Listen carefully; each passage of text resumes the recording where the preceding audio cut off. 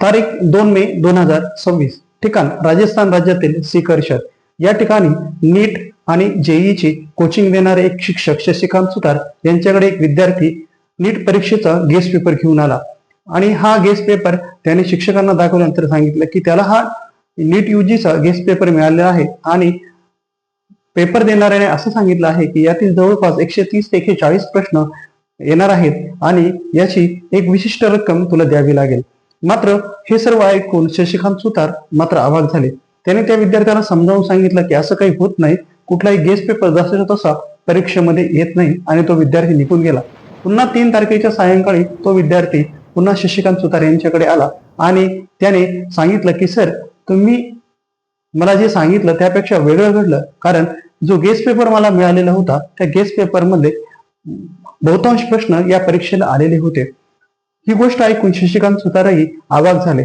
त्यांनी त्या प्रश्नपत्रिकेचा अभ्यास केला आणि त्यांच्या लक्षात आलं की बायोलॉजीचे 90 प्रश्न आणि केमिस्ट्रीचे 45 प्रश्न जसे जसे तंतोतंत प्रश्न या गेस्ट प्रश्नपत्रिकेमधील नीटच्या परीक्षेमध्ये जसे जसे पडलेले होते. म्हणजेच 130 प्रश्न गेस्ट पेपर प्रमाणे आलेले होते. 130 प्रश्न इंटू 4 म्हणजे जवळपास 520 मार्कांची प्रश्नपत्रिका जशी तशी आलेली होती. यावर त्यांच्या असं लक्षात आलं की हा पेपर लीक झालेला आहे आणि शशिकांत सुतार यांनी थेट पोलीस स्टेशन मध्ये धाव घेतली आणि पोलिसांकडे त्यांनी कंप्लेंट देण्याचा प्रयत्न केला. सुरुवातीला पोलिसांनी या गोष्टीला फार गांभीर्याने घेतलं नाही आणि त्याने असं सांगितलं की या ठिकाणी तुम्ही हा प्रश्न मांडून तुमचा आणि आमचा वेळ वाया घालवत आहात.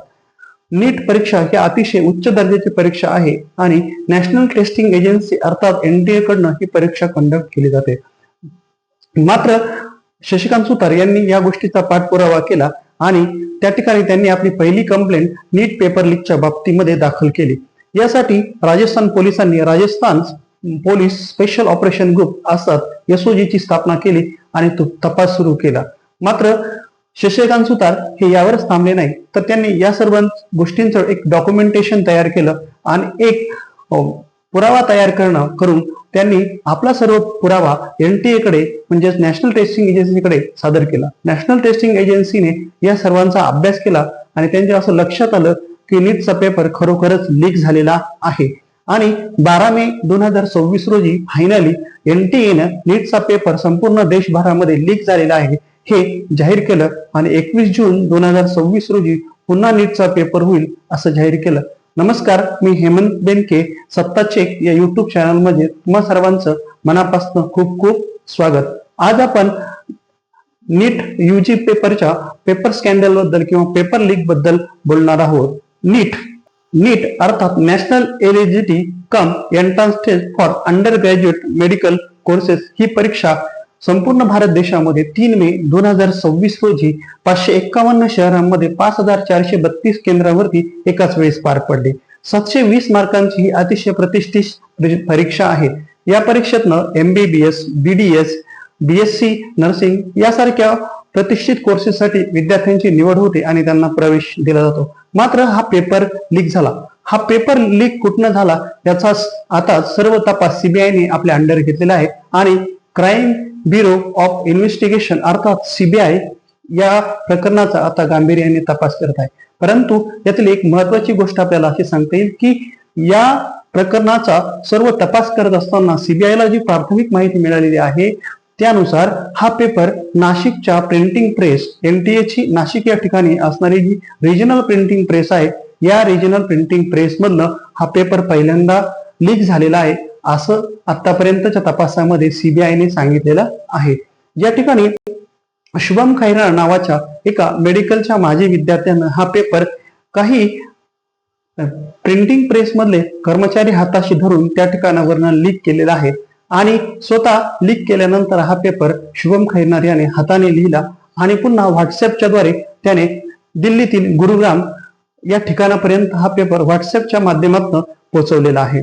मात्र हा पेपर लीक करत असताना आपण कुठेही सायबर गुन्हेगारीच्या क्षेत्रामध्ये किंवा कुठल्याही ऑनलाईनच्या जाळ्यामध्ये न अडकता हा पेपर सुरक्षितपणे कसा जाईल आणि आपल्या पेपर लीकची जी क्वेश्चन पेपर आहे ती कोणाच्या हाती लागणार नाही यासाठी त्याने पुरेपूर काळजी घेतली आणि शॅडो सायबर सिस्टीम उभी करून हा पेपर त्याने गुरुग्राम पर्यंत पोहोचवला. दिल्लीच्या गुरुग्राममध्ये हा पेपर पोहोचवल्यानंतर तिथनं हा पेपर राजस्थानातील सिकर या ठिकाणापर्यंत पोहोचला. सिकर या ठिकाणी बिवाल परिवार हे नाव, मी जे तुम्हाला सांगतो हे नाव अतिशय महत्वाचं आहे, कारण आपल्या व्हिडिओमध्ये पुढे बिवाल परिवाराचा उल्लेख येणार आहे. बिवाल परिवारामध्ये दिनेश बिवाल, मांगीलाल बिवाल आणि विकास बिवाल हे 3 व्यक्ती या पूर्ण स्कॅन्डलमध्ये अतिशय महत्वाची भूमिका त्यांनी निभावलेली आहे. दिनेश बिवाल या व्यक्तीने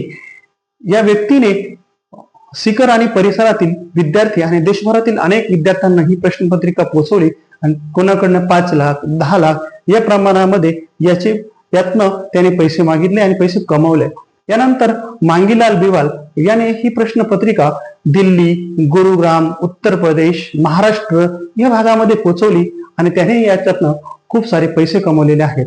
यानंतर पुढचं नाव आहे विकास बिवाल. विकास बिवाल हा मांगीलाल बिवाल यांचा मुलगा आहे आणि तो यापूर्वी नीटचा स्टुडंटही होता, परंतु तो नीटमध्ये फेल झालेला होता आणि त्याने आता या स्कॅन्डलमध्येही भाग घेतलेला आहे आणि तो मांगीलाल बिवाल यांचा मुलगा आहे. बिवाल परिवार हा यातील मुख्य कल्प्रिट आहे असं आपल्याला म्हणता येईल. बिवाल परिवाराला प्रामुख्याने साथ दिली ती राकेश मांडवारिया हे एक क्लासेस चालवणारे व्यक्ती आहे. त्यांनीही हा पेपरचं मोठ्या प्रमाणामध्ये सर्क्युलेशन करून करोडो रुपये यामधनं कमवलेले आहेत. त्यानंतर सत्यनारायण चौधरी हे एक राजस्थानातील असं नाव आहे की जी व्यक्ती केमिस्ट्रीची प्राध्यापक आहे आणि त्यांनीही या पेपर लीक झाल्यानंतर त्यांच्यापर्यंत पेपर आला आणि तो मोठ्या प्रमाणामध्ये व्हॉट्सअप किंवा अनेक माध्यमातून तो विद्यार्थ्यांपर्यंत पोहोचवला आणि त्यांच्याकडनं मोठ्या प्रमाणामध्ये पैसे कमवलेले आहेत. मात्र नीट स्कॅन्डलचं महाराष्ट्रातलं कनेक्शन हे फार मोठं आहे आणि अगदी सामान्य माणसाची मते गुंग करणारं किंवा सामान्य माणसाला चक्रावून सोडणार आहे. आपल्या सर्वांनाच माहिती आहे की आपल्याकडे इयत्ता 10वीची परीक्षा पास झाल्यानंतर विद्यार्थी प्रामुख्याने 2 क्षेत्रांकडे वळतात, एक मेडिकल आणि दुसरं आहे इंजिनिअरिंग. मेडिकलसाठी विद्यार्थी नीट परीक्षेची अगदी जीव पणास लावून तयारी करीत असतात आणि 2 वर्ष अभ्यास करतात. काही विद्यार्थी 2 वर्षामध्ये नीट क्लिअर करू शकत नाही, असे विद्यार्थी 1 वर्षांचा 2 वर्षांचा, काही विद्यार्थी जिद्दी असेल तर 3-3 वर्षांचाही गॅप घेतात किंवा 3-3 वर्ष अभ्यास करून मग नीट क्लिअर करतात आणि MBBS साठी त्यांचा नंबर लागतो, BDS साठी लागतो किंवा BSc नर्सिंग साठी लागतो. त्याचप्रमाणे जेईची तयारी केली जाते, ज्यातनं विद्यार्थ्यांची IIT साठी निवड होत असते.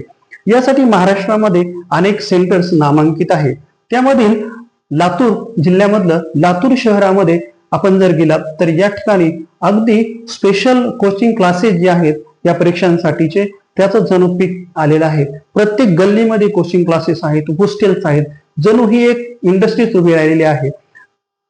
अलीकडेच अनेक वर्तमानपत्रांमध्ये आलेल्या रिपोर्टनुसार संपूर्ण भारतामध्ये या कोचिंग इंडस्ट्रीचा 20,000 कोटी रुपयांचा इतका प्रचंड मोठ्या प्रमाणामध्ये यांचा बिझनेस किंवा बिझनेस मॉड्यूल आहे. यामध्ये आपल्या क्लासेसची मोठ्या प्रमाणात जाहिरात करायची, कुठे एखाद्या विद्यार्थ्याला चांगले गुण मिळाले त्याचं होर्डिंग वरती फोटो लावायचा, अशा पद्धतीने विद्यार्थ्यांना अट्रॅक्ट केलं जातं आणि आपल्या क्लासेसचा आपल्या विद्यार्थ्यांचा मोठ्या प्रमाणामध्ये किंवा चांगला निकाल लागेल यासाठी गैरमार्गाचा अवलंब करून ग्रामीण भागातील विद्यार्थ्यांना किंबहुना शहरातील विद्यार्थ्यांनाही आपल्याकडे आकर्षित केलं जातं. ग्रामीण भागातील अतिशय सर्वसामान्य घरातील लोक आपली सर्व आयुष्यभराची जमापुंजी विद्यार्थ्याच्या शिक्षणासाठी लावतात, आपल्याकडची सेव्हिंग्स विद्यार्थ्याच्या शिक्षणासाठी लागतात. काही गरीब पालक प्रसंगी जमीन गहाण ठेवून, जमीन विकून, आपल्याकडे असणारं सोनं नाणं मोडून विद्यार्थ्यांच्या शिक्षणामध्ये गुंतवणूक करतात. मात्र विद्यार्थ्यांच्या भविष्याशी किंवा त्यांचं जे पुढचं करिअर आहे त्या गोष्टींशी अशा प्रकारचे लोक प्रतारणा करत असतात आणि अशा विद्यार्थ्यांची चक्क फसवणूक केली जाते. मी यासाठी सांगत आहे की मी तुम्हाला थोड्या वेळापूर्वी सांगितलं की राजस्थानातील बिवाल परिवार हा यामध्ये प्रामुख्याने सहभागी होता. यामधील विकास बिवाल याचं नाव मी तुम्हाला यासाठी सांगितलं की हा पूर्वी 2022 सालामध्ये असणारा नीट या परीक्षेचा तो विद्यार्थी होता, परंतु त्या परीक्षेमध्ये तो फेल झाला, त्याला अपयश आलं आणि मग त्याने तिकडचा पुन्हा प्रयत्न सोडून दिला आणि गैरमार्गाकडे तो वळालेला आहे. लातूर या ठिकाणी असणारे RCC क्लासेस, मोठेगावकर यांचे RCC क्लासेस, यामधील मोठेगावकरांचे शिवराज मोठेगावकर यांचं नाव प्रामुख्याने या स्कॅन्डल लीक मध्ये येत आहे. CBI ने त्यांना ताब्यात घेतलेलं असून त्यांचं व्हॉट्सअप चॅट किंवा इतर फोन्स वगैरे कनेक्शन तपासल्यानंतर असं समजलेलं आहे की त्यांच्याकडे मोठ्या प्रमाणामध्ये यातील प्रश्न आलेले आहेत आणि त्यांनी आपल्या विद्यार्थ्यांमध्ये ते सर्क्युलेट केले आहेत, जेणेकरून आपल्या क्लासेसचा निकाल वाढेल आणि आपला बिझनेसही वाढेल, यासाठी त्यांनी हे केलेलं आहे असं प्रथमदर्शनी सीबीआयच्या अहवालामध्ये समोर आलेलं आहे. यासाठी त्याने खूप मोठ्या प्रमाणामध्ये अनेक गोष्टींची ऍडजस्टमेंट केलेली आहे किंवा घोटाळा केलेला आहे. यासाठी त्याने पी.व्ही. कुलकर्णी नावाची जी एक केमिस्ट्रीचे प्राध्यापक आहेत, ह्या प्राध्यापकांनाही एनटीएच्या पेपर सेटिंगच्या मंडळावरती त्यांची वर्णी लावलेली आहे. त्यानंतर दुसरं पुढचं नाव आहे मनीषा मांढरे, ह्या पुण्याच्या मॉडर्न कॉलेजच्या बायोलॉजीच्या प्राध्यापिका आहेत. बायोलॉजीच्या असणाऱ्या या प्राध्यापिकांचं सुद्धा एनटीए वरती त्यांनी वर्णी लावलेली आहे असं सीबीआयच्या प्रथमदर्शनीच्या अहवालामध्ये नमूद करण्यात आलेलं आहे. म्हणजे या लोकांनी प्रथमतः हा पेपर लीक केला आणि तो परत क्लासेसच्या मालकांच्या माध्यमातून विद्यार्थ्यांमध्ये सर्क्युलेट केला आणि अमाप पैसा कमवलेला आहे असं सीबीआयचा प्रथमदर्शनी अहवाल सांगत आहे. नीट स्कॅन्डल म्हणजे नीट पेपर लीकचं जे प्रकरण आहे त्यामध्ये महाराष्ट्रामधील अनेक शहरांची नावे येतात. यामध्ये नाशिक, पुणे, लातूर, अहिल्यानगर या शहरांमधील अनेक लोकांचा यामध्ये समावेश आहे. अहिल्यानगर मधील एक आयुर्वेदिक डॉक्टर आहेत, डॉक्टर धनंजय लोखंडे, यांचाही याच्यामध्ये समावेश असल्याचं सीबीआयने सांगितलेलं आहे. त्याचबरोबर अनेक लोक प्रत्यक्ष अप्रत्यक्षरित्या नीटच्या स्कॅन्डलमध्ये समाविष्ट आहेत आणि वेळेनुसार त्यांना पकडलं गेलं पाहिजे आणि त्यांना योग्य प्रकारचं शासन सुद्धा झालं पाहिजे. कारण हा जो स्कॅन्डल घडलेला आहे हा 1-2 विद्यार्थ्यांच्या सोबत झालेला नाही, तर तब्बल 22,05,000 विद्यार्थ्यांनी नीटची परीक्षा यावर्षी दिलेली होती. नीटची परीक्षा केवळ भारतातच घेतली जाते असं नाही, तर भारतासोबत इतर 14 देशांमध्ये सुद्धा नीटची परीक्षा घेतली जाते. भारताचे जे अनिवासी भारतीय आहेत, अर्थात NRI आहेत किंवा ओव्हरसीज इंडियन्स आहेत, यांच्यासाठी सुद्धा नीटची परीक्षा घेतली जाते. नीट परीक्षा ही अतिशय कठीण समजली जाणारी परीक्षा आहे. 720 मार्कांची परीक्षा असते. यामध्ये फिजिक्स, केमिस्ट्री, बायोलॉजी या 3 विषयांचा प्रामुख्याने समावेश होतो. त्यामध्ये फिजिक्स विषयाचे एकूण 45 प्रश्न असतात आणि त्यांना 180 गुण असतात. केमिस्ट्री विषयाचे सुद्धा 45 प्रश्न असतात आणि त्यांना 180 गुण असतात. बायोलॉजी हा यातील मेन पार्ट आहे. बायोलॉजीचे एकूण 90 प्रश्न असतात आणि त्यांना 360 गुण असतात. अशी एकूण 720 गुणांची ही परीक्षा असते. मात्र नीट स्कॅन्डल किंवा नीटचा पेपर लीक होणं हे काही 2026 या वर्षातच घडलं आहे असं नाही. यापूर्वी 3 वेळा नीटचा पेपर लीक झाल्याचं आपल्याला इतिहास सांगतो किंवा नीटचा पेपर लीक झाला आहे असं आपल्या लक्षात येतं. 2024 साली नीटचा पेपर लीक झाला होता असं समोर आलं आणि यावेळेस काही विद्यार्थ्यांना ग्रेस मार्क दिले, यावरनं खूप मोठं वादंग झालेलं होतं. मात्र 2024ला काही विद्यार्थ्यांना ग्रेस मार्क्स एनटीएनं दिले, यावरनं जो वाद झाला होता त्या वादाची पार्श्वभूमी जर आपण पाहिली तर मी तुम्हाला व्हिडिओच्या सुरुवातीला बिवाल परिवार सांगितला. त्या बिवाल परिवारामध्ये 2 विद्यार्थी 2024च्या नीट परीक्षेमध्ये त्यांचं सिलेक्शन झालेलं होतं किंवा ते उत्तीर्ण झाले होते. म्हणून बिवाल परिवाराचा या नीट स्कॅन्डलशी अतिशय मोठा संबंध आहे आणि आपल्याला आशा आहे की सीबीआय आणि केंद्र सरकार आणि एनटीए मिळून बिवाल परिवाराला योग्य ती शिक्षा देतील आणि ह्या विद्यार्थ्यांना न्याय मिळेल असं आपल्याला म्हणता येईल. 2022 सालीही सॉल्व्हर गँग असा हा घोटाळा नीट परीक्षेमध्ये घडला होता. आता सॉल्व्हर गँग म्हणजे काय की या 2022च्या नीटच्या परीक्षेमध्ये काही लोकांनी तर डमी विद्यार्थी परीक्षेसाठी बसविले आहेत आणि हे डमी विद्यार्थी बसवून अनेकांनी नीटच्या परीक्षेमध्ये मोठ्या प्रमाणामध्ये घोटाळा केलेला होता. त्याचबरोबर 2021 साली सुद्धा नीट परीक्षेमध्ये डमी उमेदवार बसून अनेकांनी परीक्षा दिल्या होत्या. म्हणजे नीट परीक्षा आणि एनटीए यांचं एक वादाचं नातं आहे असं आपल्याला म्हणता येईल आणि विद्यार्थ्यांच्या भविष्यासोबत अनेकदा खेळ केला जातो. नीट परीक्षा ही अतिशय कठीण परीक्षा आहे आणि यामध्ये निगेटिव्ह मार्किंगची सिस्टीम आहे. निगेटिव्ह मार्किंग म्हणजे प्रत्येक बरोबर प्रश्नाला 4 गुण दिले जातात आणि तुम्ही एक प्रश्न चुकीचा सोडवला तर तुमच्या एकूण गुणांमधून 1 गुण वजा केला जातो. अशा पद्धतीने नीटच्या परीक्षेसाठी निगेटिव्ह मार्किंगची सिस्टीम आहे. नीट परीक्षा सर्वप्रथम 2013 साली सुरू झालेली आहे. 2013 साली नीट परीक्षा सुरू होण्या अगोदर भारतामध्ये AIPMT अर्थात all India pre medical test ही परीक्षा वैद्यकीय शिक्षणासाठी असणाऱ्या कोर्सेससाठी घेतली जात होती. ही एक एंट्रन्स टेस्ट होती. संपूर्ण भारताच्या स्तरावर जे काही मेडिकल कॉलेजेस आहेत त्यामध्ये ऍडमिशनसाठी AIPMT ही अतिशय बंधनकारक असणारी एक एंट्रन्स टेस्ट होती. यासोबतच राज्यांच्या स्तरावर असणारे मेडिकल कॉलेजमध्ये विद्यार्थ्यांना प्रवेश देण्यासाठी त्या राज्यांच्या पातळीवरती राज्यस्तरीय परीक्षा घेतल्या जात होत्या आणि तिथून विद्यार्थ्यांची ऍडमिशन्स मेडिकल कॉलेजसाठी निश्चित केली जात होती. अशा पद्धतीने ह्या सर्व नीट परीक्षा जी आहे ती विद्यार्थ्यांच्या जीवाशी असणारा खेळ आहे.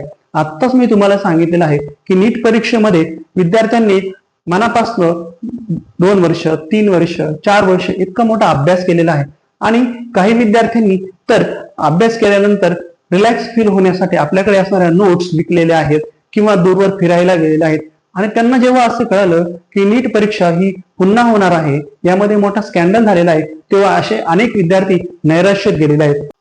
नीट स्कॅन्डल मध्ये सहभागी असणारे जे लोक आहेत, मग ते प्राध्यापक असतील, एखाद्या कोचिंग सेंटरचे मालक असतील किंवा इतर काही मिडलमॅन असतील, सरकारने त्यांना योग्य शिक्षा दिली पाहिजे आणि सर्व विद्यार्थ्यांना योग्य तो न्याय दिला पाहिजे. तरच यंत्रणेवरचा लोकांचा विश्वास टिकून राहील. लोकांच्या कष्टाला, विद्यार्थ्यांच्या कष्टाला, सर्वसामान्य व्यक्तीच्या कष्टाला न्याय मिळेल. असे माझा व्हिडिओ तुम्हाला आवडला असेल तर माझ्या चॅनलला लाईक करा, शेअर करा आणि सबस्क्राईब करा.